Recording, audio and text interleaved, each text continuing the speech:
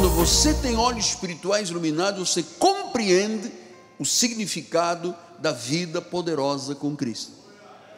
Paulo disse isso em Filipenses 3:10, para o conhecer e o poder da sua ressurreição e a comunhão dos seus sofrimentos, conformando-me com ele na sua morte, para o conhecer.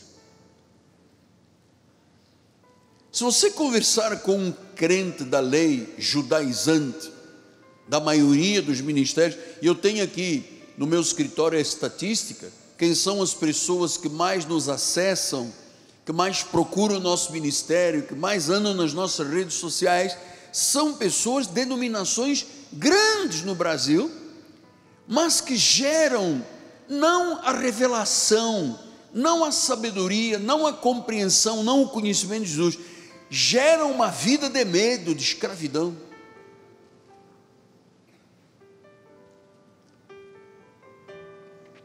Então, vamos ver o anterior ao que eu acabei de ler lá em cima, para você poder entender o contexto. Porque se você lê um texto isolado na Bíblia e não conhece o contexto, você arranja um pretexto. Você não conhece Deus de verdade, não o temerá de verdade, não viverá de verdade a vida espiritual. Então Paulo disse isso, Efésios 2:1-3. Lembra que eu disse? Esta frase, pela graça sois salvos, é a mais conhecida do Evangelho. Todavia, o anterior a essa palavra é que nós temos que mergulhar fundo, para entender o contexto todo. Olha lá, Efésios 2.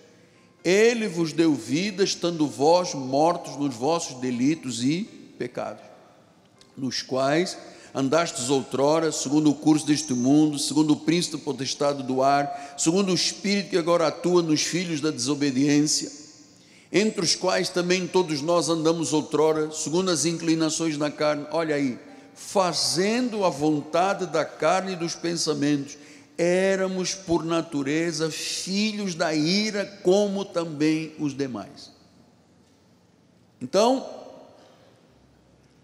você veja que este é o estado de quem não tem Jesus no coração. Tínhamos uma dívida com Deus eterna, tínhamos uma dívida impagável com Deus, nós não teríamos capacidade de pagar o preço para a nossa absolvição, para o nosso perdão, era impagável. Por quê? Porque a condição do pecador, ouça isto que o seu tutor lhe ensina esta manhã, não se distraia. Por que a situação do pecador é tão problemática, é um beco sem saída?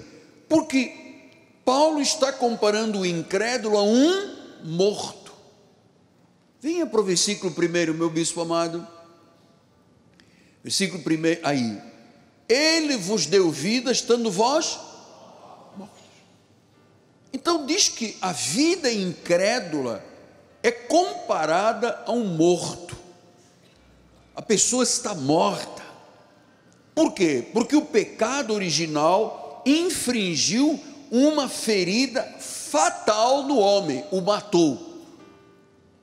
Por um homem, Adão, veio a morte. Então o pecado infringiu uma ferida mortal no homem. O estado do homem passou a ser um estado decaído, de depravação, mortos espiritualmente. E o morto espiritual não é que ele esteja morto sem vida física, ele está vivo, mas a sua condição espiritual é de morte. Por isso o pecador é insensível à realidade de Deus, porque está morto.